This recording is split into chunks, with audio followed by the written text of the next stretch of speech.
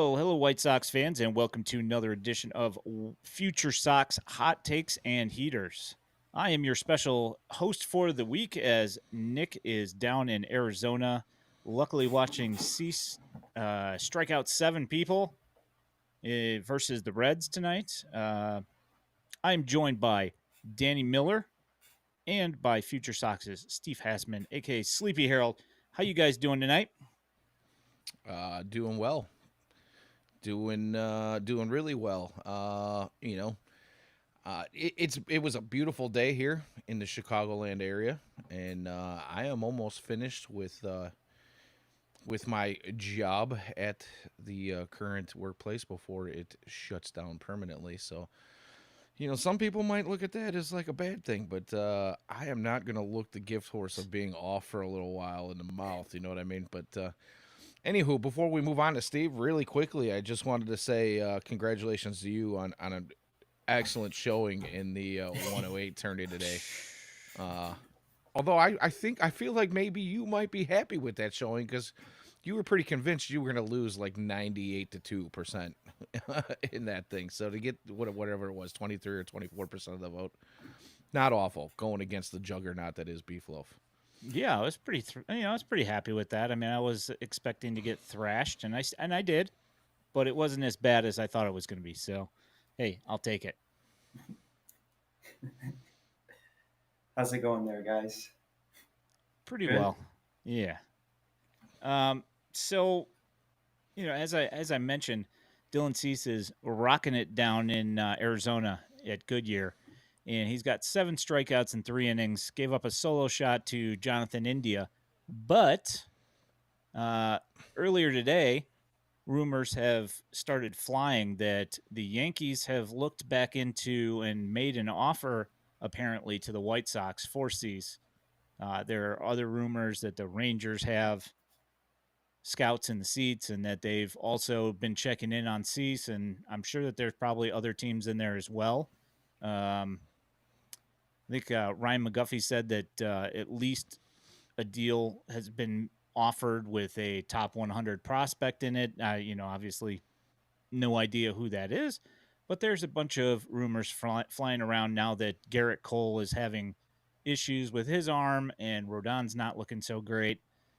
So Cease is apparently looking like he might possibly be traded. And Pedro Grifol was asked whether or not Cease was still going to be the opening day starter, and he said, "How do I know? I don't know what's going on up there." So I'll just drop that to you, Steve. How do you feel about Cease going? What are you expecting in a return? I mean, like the return, setting the bar at a top 100 prospect, like as vague as that sounds, because I mean, again, it could be anywhere from 1 to 100 theoretically. Now, I see people, some kind of unhappy with that because, like, nobody knows. Everything's all speculation. So it's kind of, I'm trying not to get too hung up because, it feels like we've been through this song and dance how many times through this offseason already.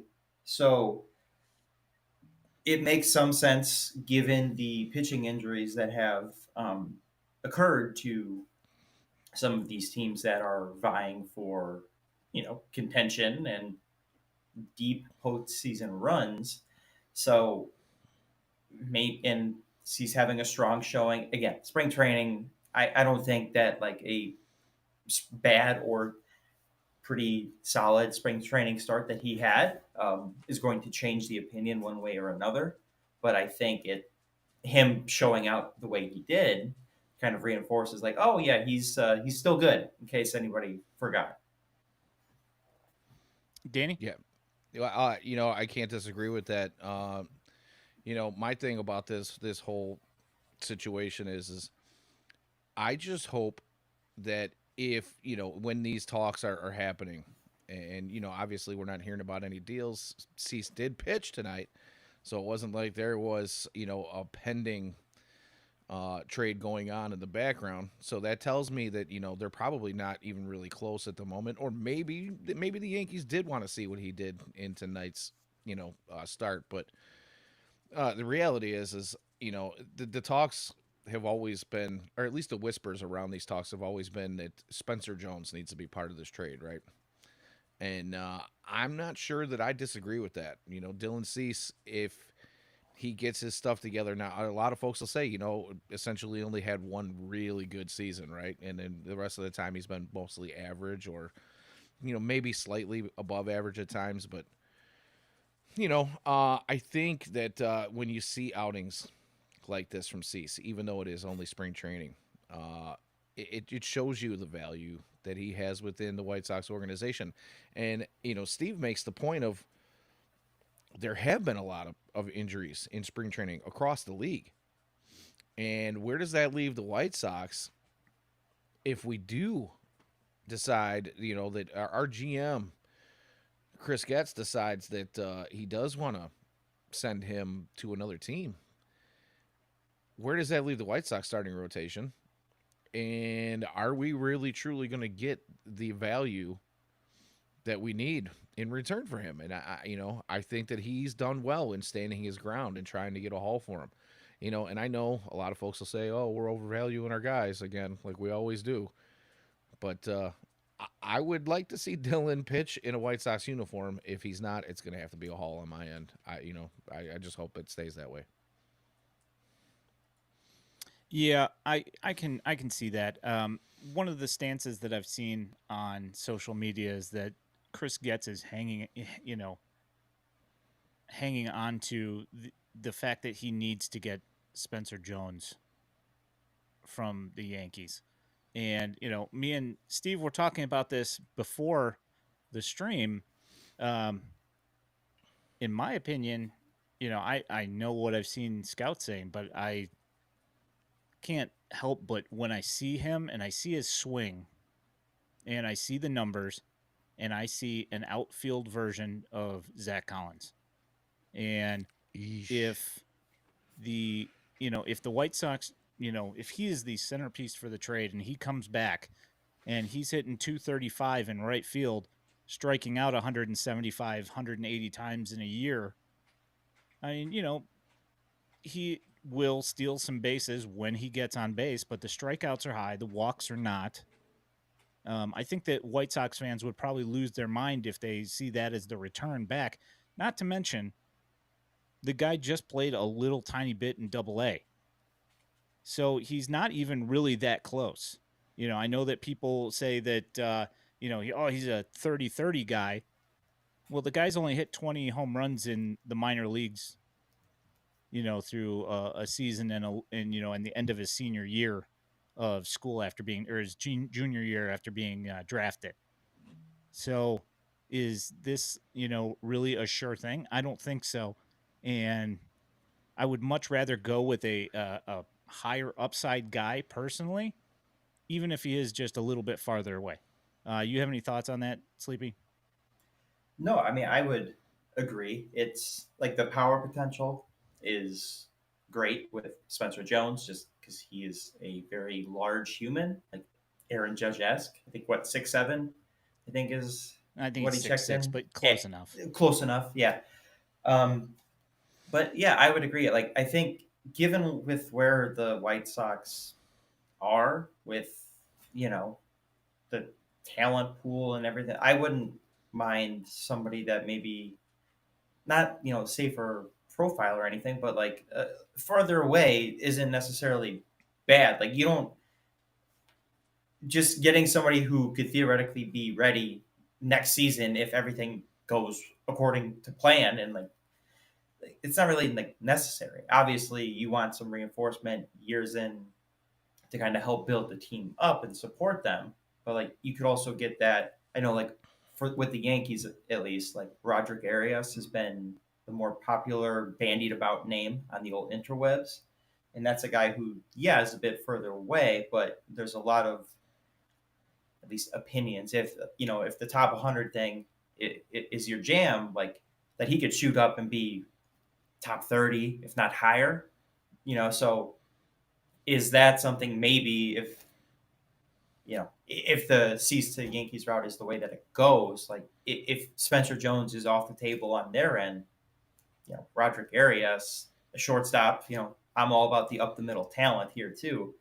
Um, I think that works, and those young guys too. That man, when they're good, like it doesn't matter how young they are. You see, they force the issue and get there quicker than you think. So I wouldn't mind that way. I would kind of lean that way if it was up to me, but it's not. So, Danny, any view for you? What are you thinking?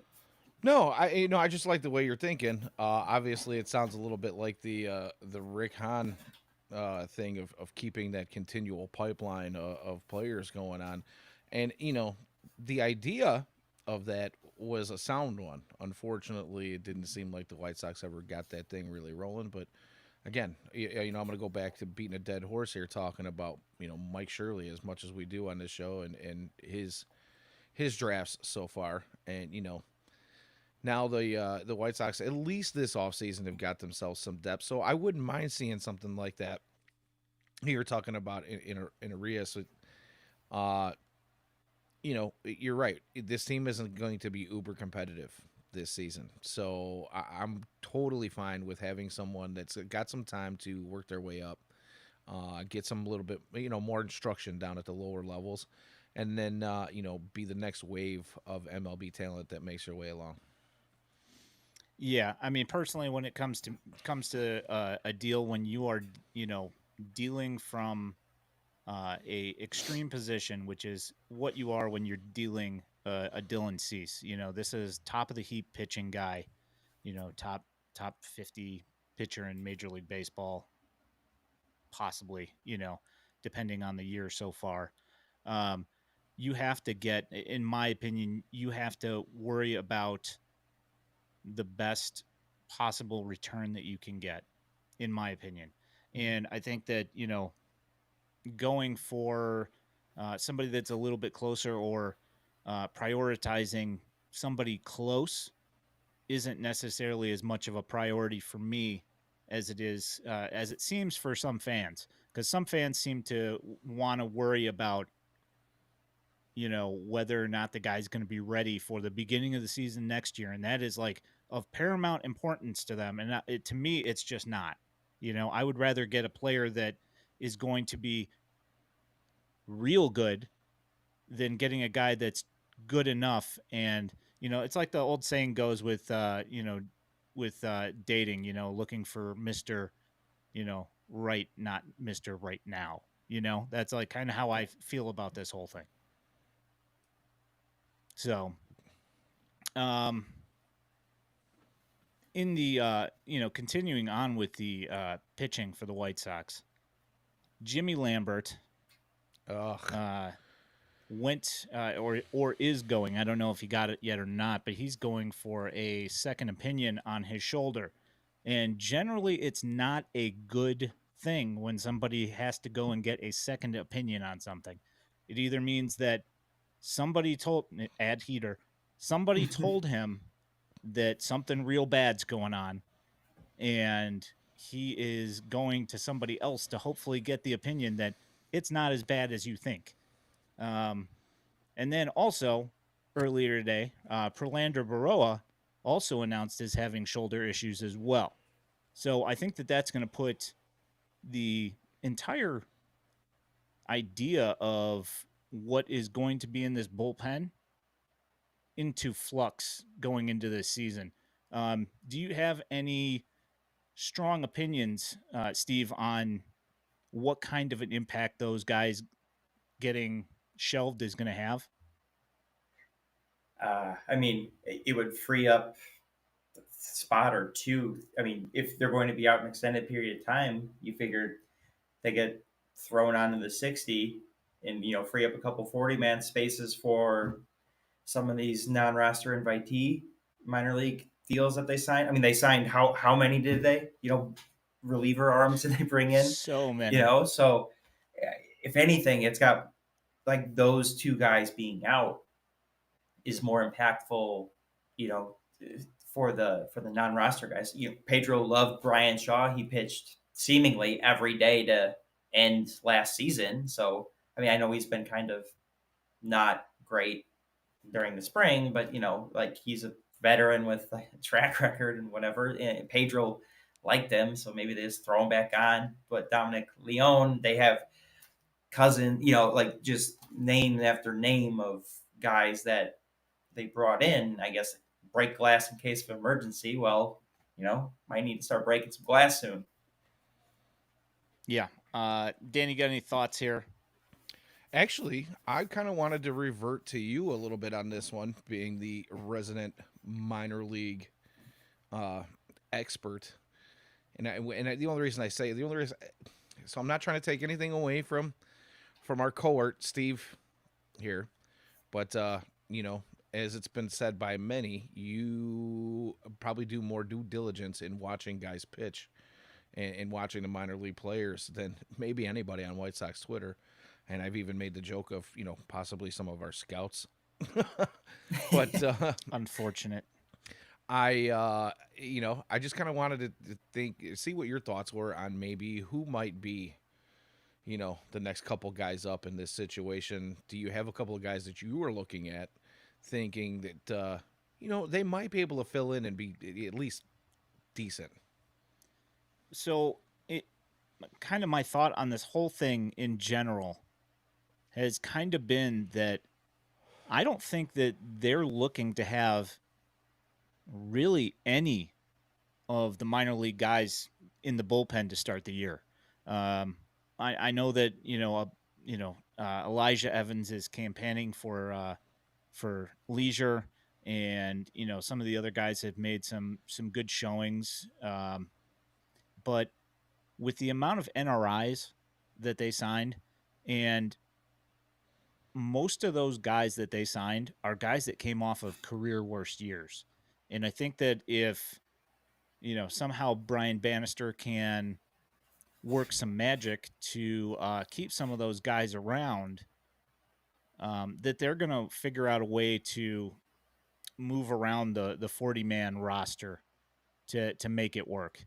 And I think that unfortunately, it's looking like the 60-day IL is going to be a perfect maneuvering piece for that kind of inaction with the roster.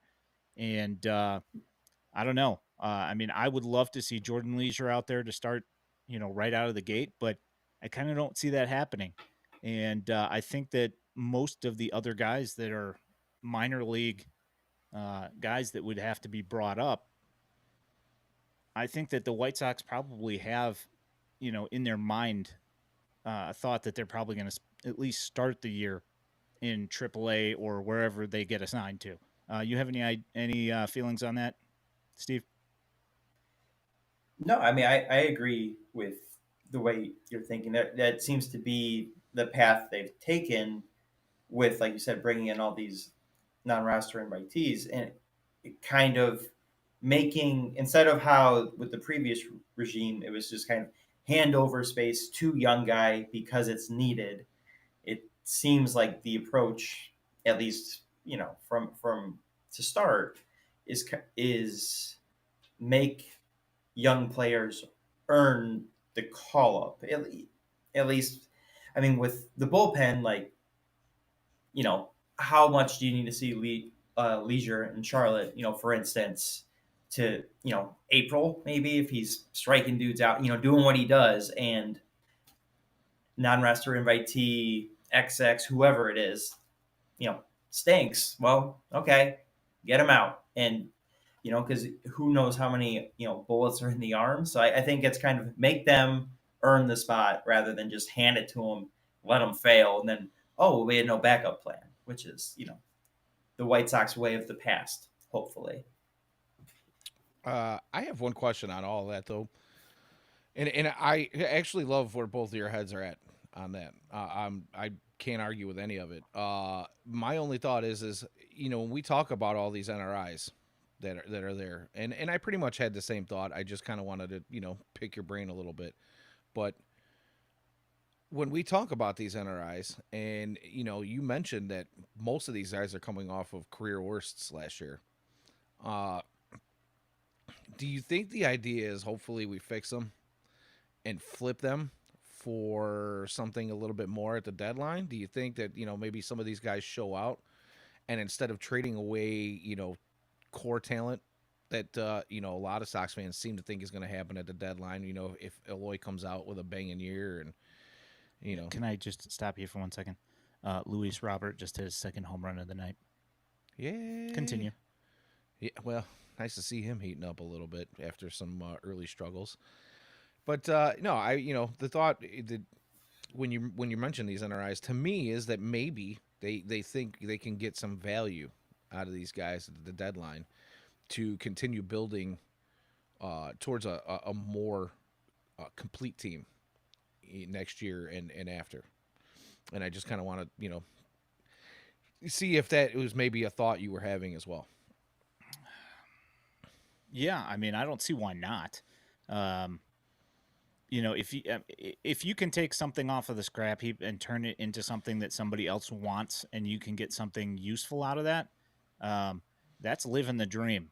Especially, in living in reliever world, it certainly is a much more desirable way for this team to operate than spending 35 to 40% of your payroll on relievers. And I think we can all agree on that. Well, I mean, it's not like they didn't spend, like $30 million on the bullpen again. It just happens to be on 30 different guys instead of like 6. That is the White Sox way, isn't it? Yes, that's very on brand. Oh, Moustakas homer. Oh, look at that. Uh-oh. Yeah, he's got 2 hits tonight. He's got a Clutch double. He's hat-trick halfway to mentioned the in cycle. Clutch hat-trick mentioned in the chat there that they need to free up some room for Brade Keller and Mike Moustakas. Although I don't know, Moustakas might not need any room freed up for him. He might be getting grandfathered in already, the way some folks are talking. The bad thing though is that he has not had a good spring so far. I mean, he did hit a home run right there, and he's got a couple of hits tonight, but he's had a rough go of it. But that said, like everybody loves to say, it is spring training. And sometimes you have to remember it's spring training for the players too. So Pedro likes to say things like, the bench jobs are not going to necessarily go to the guy with the best stats in spring. It's going to be the guy who gives us the most ways to play winning baseball. And Pedro quotes. I mean, that is like Pedro spring training quotes are just about the worst. When we talk about that Boylan Pedro parallel, it doesn't get any better than spring training. Trey Williams, any notable Pedro quotes stick out to us guys this week? Well, I mean, I think we brought up one already just from this afternoon. Being that when the Yankees came out after the whole Garrett Cole going for the MRI thing, that Pedro being asked about if he knew what was going to happen with Cease, and he pretty much shrugged his shoulders. I don't know if he's going to be here or not. This pretty much leads into our next topic of conversation here with this next quote. In almost TLR Leury Garcia type quotes with, have you seen his at-bats? I just put a heater out. I'm not doing it again. It's almost time for another one. He was just absolutely glowing the other day about Yohan Moncada laying down a bunt, and said, when was the last time you saw that? And he beat it out. He did. Great bunt, sure. But, one of your best hitters on your team, do you want to have him bunting? So I guess we'll just start with that, and then we'll work into the other point here. I know that this is one of your favorite things in the world, Steve. So why don't you tell me about your love for star players on your team bunting? It's dumb. Like, I saw a tweet from, I think maybe it was Pitching Ninja, and it showed Freddie Freeman had 17 bunt attempts in his career for some reason. and he only got one down. And it was like, whatever. He was bunting for a hit, and they had him shifted over and whatever. Like, okay, he's 1 for 17. Why are you bunting with Freddie Freeman 17 times? Unless he's doing it on his own that many. But that's still like swing the bat. And that's kind of the same sentiment I have with Moncada. Like, he's one of the better hitters on a baseball team that doesn't have very many. So why? What is the purpose of giving up an out for him? Like, he's done. Or I get the bunting for an hit angle. It's still dumb. It's just I don't understand why we're trying to revert back to old timey grinder baseball. Get the uniform all dirty. Like, that's all good and whatever, but come on, like, that's not how the game is played anymore. You look at smart managers and they say we're not bunting because it's dumb, and maybe not as bluntly as that, but it's just I just don't see, like, I guess we're living in Pedro ball. It's Pedro's world and we're just living in it, and hopefully it's just a short trip. Danny? Well, do you think Pedro sees all the pining for Ozzie Guillen on White Sox Twitter? And he thinks if he just kind of adapts, Ozzie's words of small ball and makes them his own, that maybe he'll garner some respect from the White Sox fan base that thinks he has no business being here. Because I mean, honestly, Nick and I touched on this. Actually, we talked about it quite a bit last week. And it was Ozzie's whole thing of get him on, get him over, get him in. But the thing is you had guys like Scott Podsednik and Tadahito Oguchi and you had guys that you could get on and get over and steal a base and you could throw a bunt down, you know what I mean, and make some things happen. But the reality is you're talking about putting Yoan Moncada in possibly the 2 spot because he was begging for it, even though Pedro told him he's got to earn that. We all know that that's pretty much the best place that Yoan's had in his career anyway. When he had actually good numbers, was out of the 2 hole. But I just can't see taking the bat out of his hands. If he's still going to have this bounce back year, especially if it's a contract season, and he wants to get paid, why are we having this guy lay down bunts? Why are we giving? It's essentially giving away outs. For a White Sox team, it's really not expected to score a ton of runs. So why are we giving away outs? Yeah, that's supposed to be the thing that you're supposed to be fighting for, is keeping those outs and giving away as few as possible in a game. Yeah, the whole thing drives me up a wall. And, I titled the podcast /stream, "The Only Good Bunting is the Kind That's Hanging on the Walls in the Playoffs." And that's pretty much my opinion on the whole thing. But, as this show is called Hot Takes and Heaters, I figured I was going to at least try and be the contrarian here with a hot take. With the roster that the White Sox are constructing, which is a bunch of guys who you do not expect to hit home runs and play the ball the right way, although most of them, you look at their numbers over the last several years, they haven't necessarily been putting up the numbers that you would be looking for in free agency. If that is the case of the kind of guys that you are going to have on the roster, can bunting work to make this team respectable? If you don't expect a Brett Phillips to be able to get a hit, but he can lay down a bunt, and he's coming up in a situation rather than have him strike out or pop up to the first baseman, does bunting seem like a better option if you don't think they can hit the baseball? Well, I guess. Let me ask you this. How many times can you bunt before the rest of the league goes, hey, this team likes to bunt? We're about to find out. I mean, really, honestly, if that's your game plan going in, how often can you do that before everybody and their brother picks up on it? Yeah.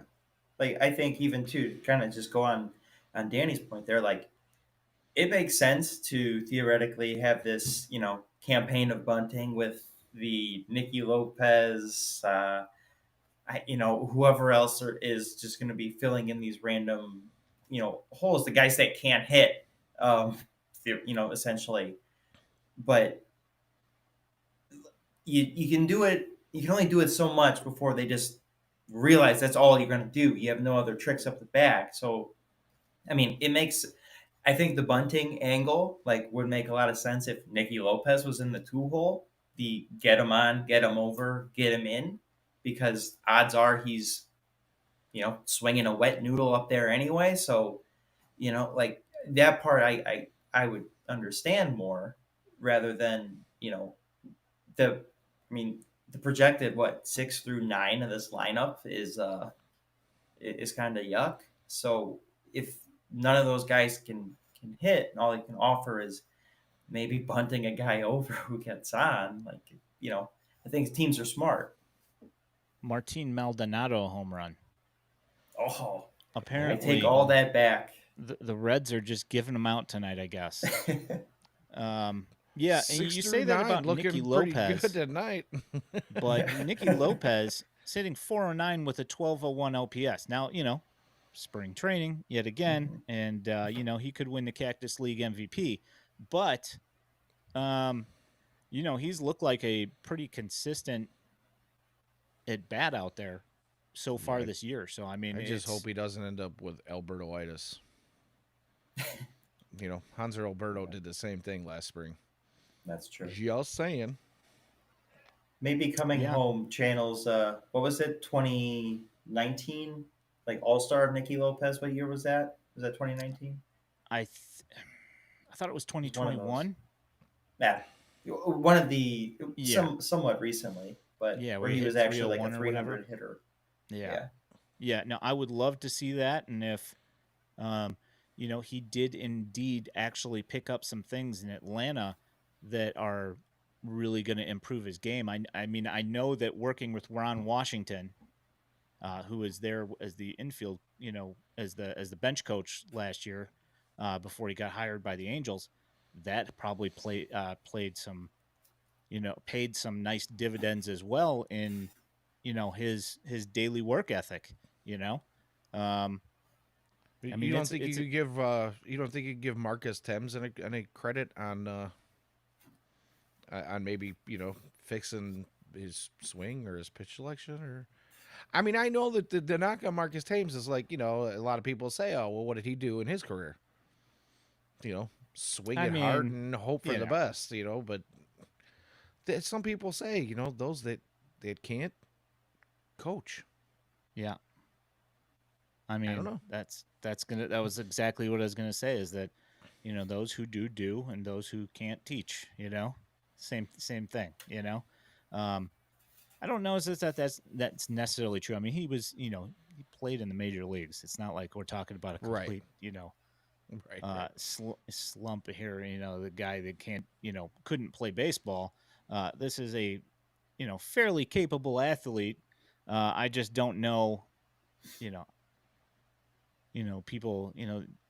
Hitting coaches lose their jobs for a reason, and that's why they're available. So, somebody wasn't happy. So who knows? He could be, the next coming, the Charlie Lau or Walt Rainiac, and we're all going to be talking about Marcus Thames for the rest of our lives about how great of a hitting coach he was, and he's going to be here for the next, 25 years. But who knows?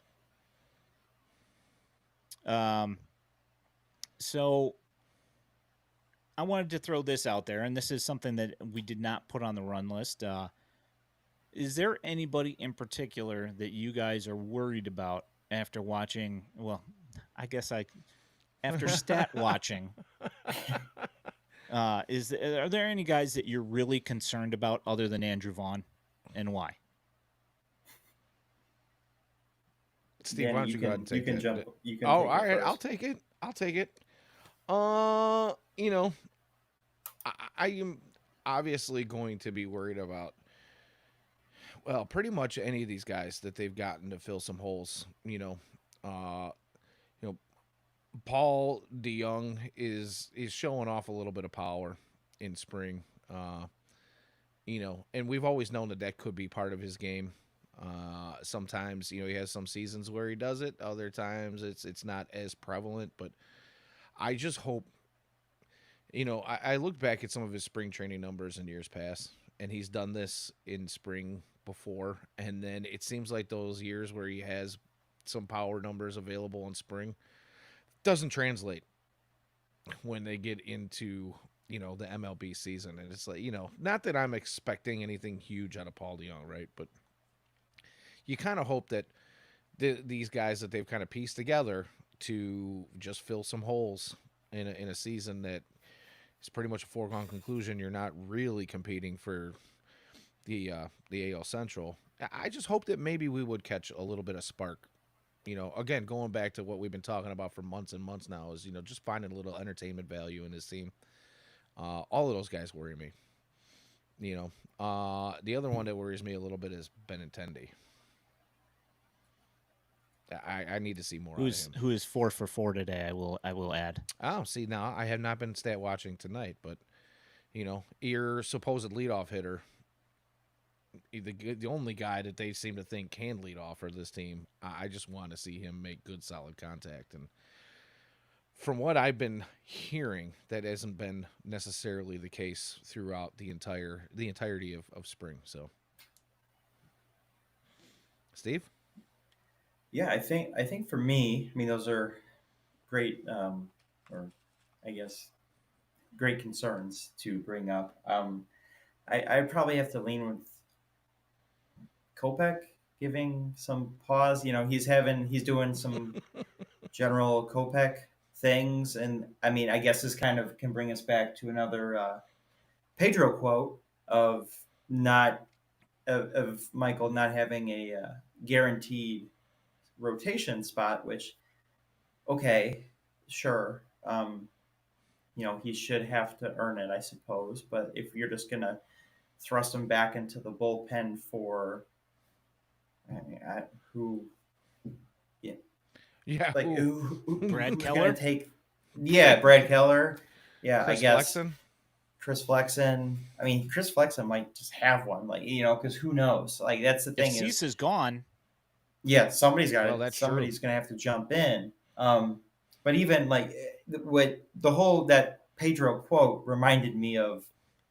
Uh, I don't know if you guys are familiar with the Baseball Isn't Boring podcast with Rob Bradford, but back in January he had Brian Bannister on and talking about the processes and this and that of like taking on this new role with the White Sox. And at the time when Kopech was with the Red Sox, Bannister was there, and he just kind of happened to mention, like within speaking on him, that at that time he thought he would be like a, you know, a very dominant closer and just kind of unprompted.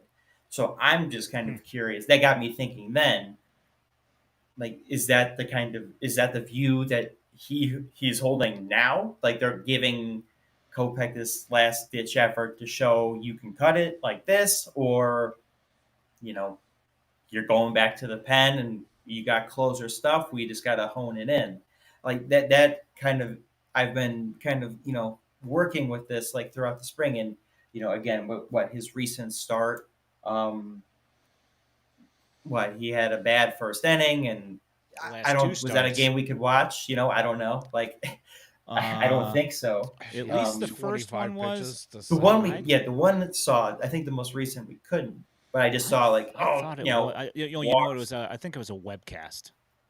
Yeah, there we go. Okay, got to fire that up. Somebody else's Yeah, webcast. Kopech, Well, you it know. becomes available afterwards, like several hours afterwards. So, Okay. but Oh. but like the weird thing about the webcast is like you go to try and find the game and it doesn't populate in the watch category. Like you actually have to go to the home site for that team to watch the webcast, which to me is like, let's go out of our way to make our product as inaccessible as possible. Yeah. Yeah. So That's been a topic of Uh-oh. ours in a while.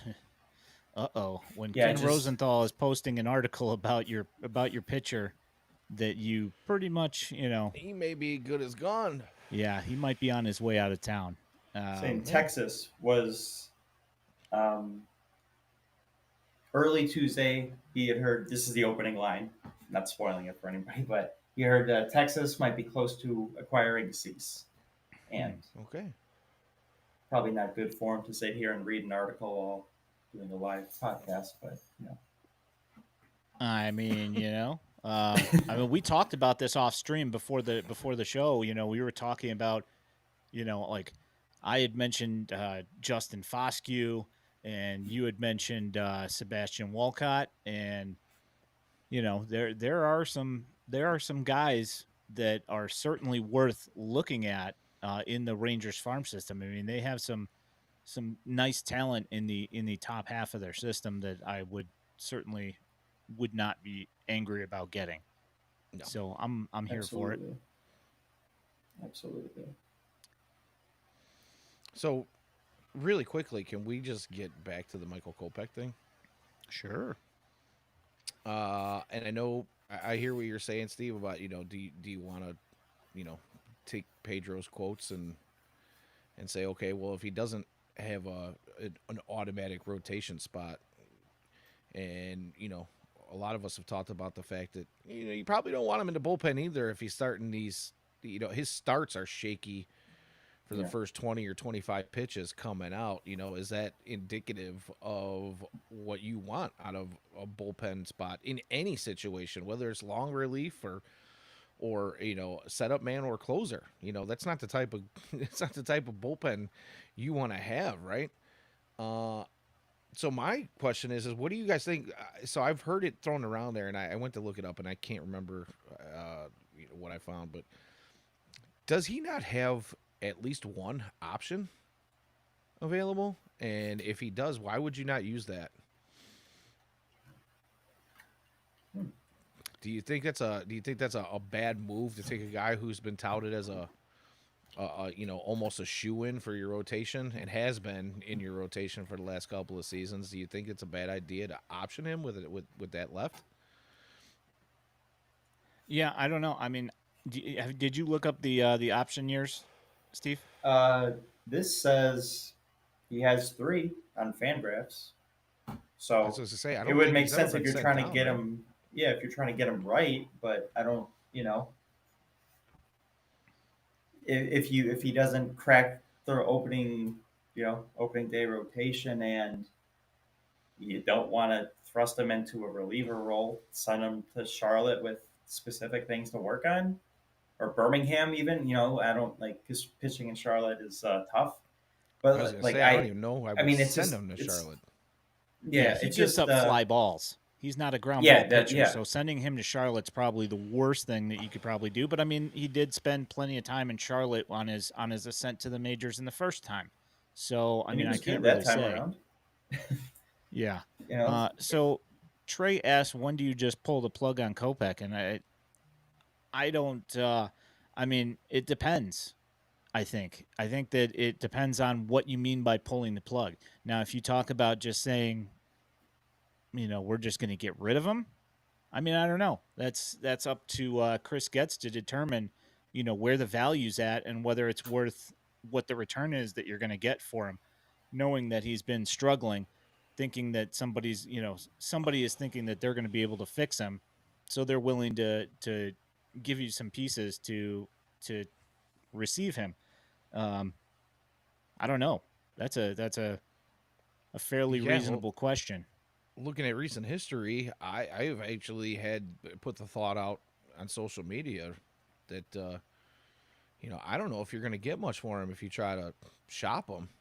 He may turn, if he doesn't get it together soon, he could make his way into a DFA candidate. I don't really know. I don't want to see that. Obviously, we have had such high hopes for him for many years now. I hate to see it, but if he doesn't get it together and he's a dinger machine like he has been, last season was just absolutely atrocious. Like you say, he gives up a lot of fly balls, and a lot of them leave the yard. who do you think you're going to get for him? You might not get nothing. You might just cut ties. You might be able to trade him to San Francisco or Seattle, where they've got a nice deep outfield. That might be a place for him to thrive with that fly ball. But yeah, that's a great question. I mean, we all were, well then. The ghosts. Yeah. Yeah, I mean, we were all in awe when he went to make his first start, and we all saw that promise that he had. And at some point, it just kind of fell off the rails. Whether it had been COVID or just the lockdown in his mental space and whatever it is, things just seem to have like kind of gotten off the rails. And I mean, if they don't think that that's something that can be fixed, maybe it's time to maybe cut the losses. Well, I mean, you actually bring up a good point. Do you think him taking off that season has anything to do with where he's at now? Opting out of 2020? Because he would have been coming back because he had Tommy John at the end of 2018, right? At the end of that season, after he got called up and missed 2019. So he would have been like working his way back, theoretically. So like to say like, and he just skipped out on the season because it was weird. But yeah, I don't like. It'd be kind of it's hard to say, like how much because it certainly didn't help. I could only imagine. But like it would have been some weird probably innings limit, slow build up type situation. I know they said they could have thrown him in the bullpen, but then he didn't. I don't know, went on. It's yeah. I mean, I think not pitching, and it was effectively like almost 2.5 years like off. I'm sure It that just kind of makes me threw things out of wonder if whack. Yeah. it just played a role in where he's at today. And, the other part of that question, I guess, and the reason I ask it is maybe it's just going to take him that much longer to get back into swing of things. And maybe we do see a good Michael Kopech. I don't really know. Yeah. Doesn't look like Well, that so we far saw this, him. this spring. Yeah, well, because we did see him function as like a good reliever, so like it is there, just something went wrong. So it's like, do they think they can at least get him back to that? And that at worst, which isn't like, it's not, it's better than nothing, but it's given to where he was to maybe set up guy. Like ideally, he could be like a shutdown closer, and then like okay, that's at least a positive outcome in my eyes. But like that, yeah, it's just tough. Gotta Maybe throw strikes. That's the main thing. yeah, If if you can't throw strikes, Right. Yeah, that's kind of the thing, is that a lot of people talk about putting him back in the bullpen. You don't know if the Michael Kopech of 2022 that was pitching in the bullpen and looked good, you don't know if that's the guy that you're going to get in 2024. I mean, you're looking on the other side of like two knee injuries, and last year was really rough for him. And watching him in spring training so far, the command's been rough. So I don't know what you're going to get. And assuming that putting him in the bullpen is going to be the magic pill that fixes him seems like a strange, journey from A to B, from looking at what he has been doing, to assume that he's going to get back to what he was and just all of a sudden be some sort of shutdown reliever, like, in the corn game, So, I got a question. So what do you guys make of the enemy of the state, Brade Keller, being signed by the White Sox to the NRI deal? And now it's also coming up in the Ken Rosenthal article that the White Sox are looking at adding Michael Lorenzen to the White Sox staff.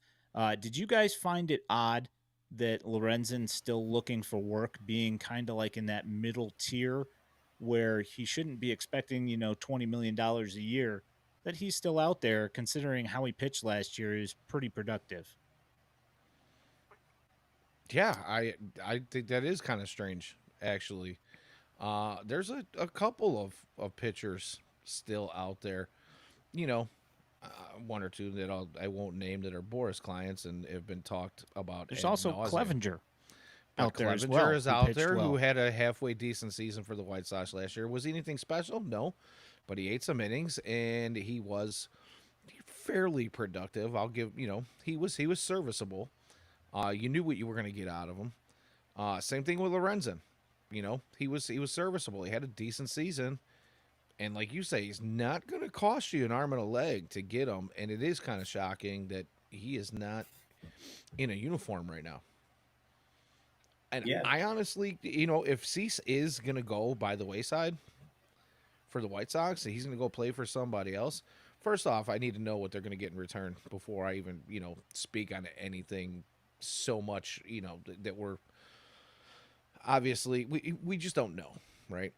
But there's going to have to be some holes to be filled, and we've said it over and over and over again here. And I think pretty much every podcast and blogger and expert and guys in the BBWA are all saying the same thing. That pitching depth, you can never have too much of it in this game, especially in today's game, because guys just happen to go down quite a bit. They're throwing with more RPMs and rotations. They're trying to get more movement. Guys are throwing 99 to 100 miles an hour more regularly. Yeah, I mean, why not? If they don't crack the rotation, at least in the early on, which some of these guys that have been sitting for a while, I find it hard to believe they would anyway. But it might be something that you could see towards the middle or end of April. I don't know. Yeah. Yeah, I mean, and what Lorenzen had a no-hitter last year. He did. So, I mean, It was an all-star too, I believe. yeah, and For what it's worth, yeah, and Clutch, makes the point here that he did tail off towards the end of the year, but it's a solid pickup, and it would be somebody that would be at least somewhat reliable. And I was listening, I was kind of missing that familiar voice, and so I was listening to the Detroit Tigers game the other day, and Jason Benetti did mention that last year the average starters per team was 12 and a half. So we're going to need some starting pitching, especially if some of it is bad. Yeah. Yes. I mean, that's just unfortunately, the reality of it is that, if they trade Cease, the White Sox are going to need a lot of starting pitching, because it might just get to a point with some of these guys where you're just like, we don't want him to start anymore. We need somebody else to start. So let's get this guy out of here. So, Yeah, I mean, it could even be if that his they arm have isn't 20. falling off. Yeah, I mean, who knows? You guys got anything else for the week here? Anything to get off your chest that is just grinding your gears? Steve? I'll touch on the Brade Keller thing real quick. It's a minor league deal. He's gonna probably be in Charlotte. I don't care. Like, he threw it to him like what, 5-6 years ago. Like, okay, come on. It's time to get over it. Yeah, exactly. I don't think anybody in White Sox world is really all that angry about it. I think everybody's No. just kind of over it and just looks at it as silly because, oh well, here comes another Royal. Well, yeah, that's the bigger thing. It's of course another Royal. 'Cause it Silly has to be. is a perfect word for what Yeah. we've been witnessing this offseason, and the amount of Royal ties that are now in the White Sox organization, whether it be in the dugout, on the field, or in player development departments. Yeah, there's a good quote. Ian Eskridge versus Beefloaf grinds my gears, and I want to address this one if you don't mind, Ian. Hey, Is Ian's unofficial campaign manager today, because he never asked me to do it. He didn't ask me to do it. I took it upon myself because let me just say, I love my brother on next to me on the screen there. If it wasn't for Ian, I wouldn't be sitting here doing this on a weekly basis. He brought me into the podcast /stream world Brought me along with the Dugout and White Sox Daily, and now here at FutureSox. So I owe you a debt of gratitude. And I just want to say that, of course we all love Beef Loaf here. He's just a great dude. Puts out a lot of good content that people love. But what grinds my gears about that matchup is he used Ian's White Sox Daily account, which yes has a ton of followers, but it's because we built that followership through. I should say you really built that followership through the amount of video that nobody else was providing on our minor league prospects, all those highlights and stuff. And it was not Ian's. It's not Ian's personal account, as you will. Ian just adopted it as he just put his own name on it recently. But I see what Beef was trying to do. He said that maybe he did that to get Ian's new account a little more. I don't know if it's an excuse or not. Maybe a little bit more exposure and get that content out there. But I think he gave himself a free ride to the first. Yeah, that was a cakewalk for sure. Yeah, he gave himself a little cupcake first round match to get that last dance matchup against his brother. And whatever. It's his tournament. He can do what he wants. Exactly. Exactly. And it's all and for I'm not fun. mad about it. It's all for fun, right? And I might have been a little harsh in some of my comments and posts. He's a big boy. He can handle it. Full disclosure, we were DMing, the three of us, Ian, Beef, and myself, were all DMing each other throughout the day and kind of just having chuckles with each other. It's all in good fun, nothing but love. Ian did put up a decent showing, like I said earlier in the show. You might look at it on paper and say it was a shellacking, but it was. It was. But, for what it's worth, I think you got more than you expected out of it, and I'll take that as a W. So, yeah, the matchup sucked. It is what it is, but FutureSox, Ian, all got some more exposure, so it's all good for us on our end.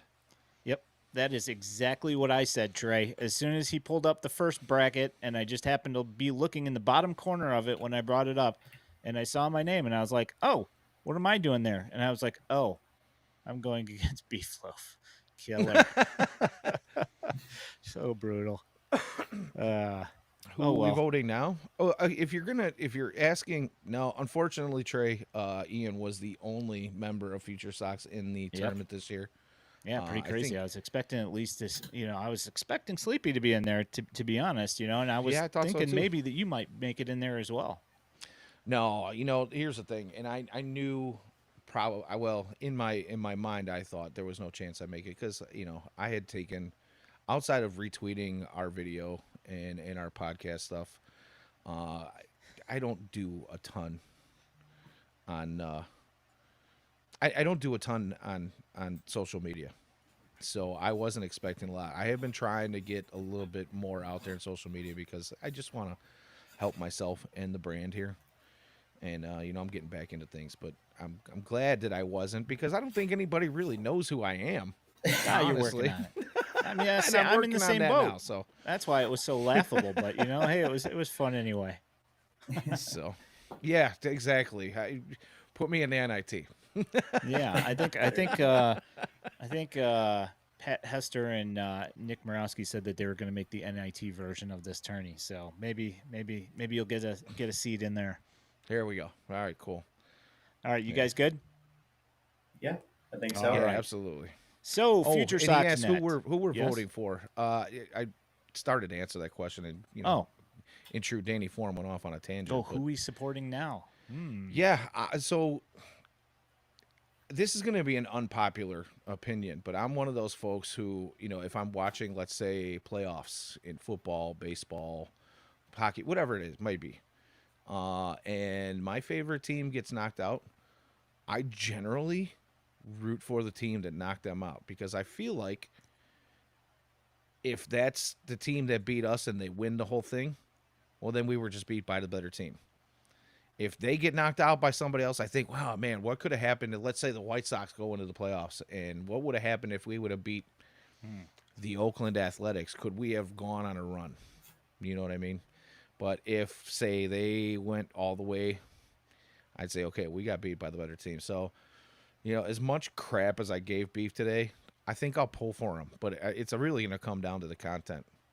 Yeah. You see, that's the thing. And like, you never know what kind of content's going to get put out there. Like I worked on doing something that was, less than, not less than, but just different than the norm. It's like all the stuff that you see is like, people drinking and stuff. I didn't do that. I chose to do something else instead. And And I I had fun doing chose it to and do whatever. something completely different. I smeared him a little bit. It's all good. And I know you You didn't got ask for to that. have a I'm little bit sorry. of that. It's all the good natured fun. That's It is. usually you got to go for the people that that can kind of take it a bit. They can dish it just as good as they take it. I normally try to go for some like lower seated people whenever I would vote, outside of like any friends that I have or acquaintances I had made through the years of participating. Um, but yeah, usually it's who can get riled up and rile up the masses.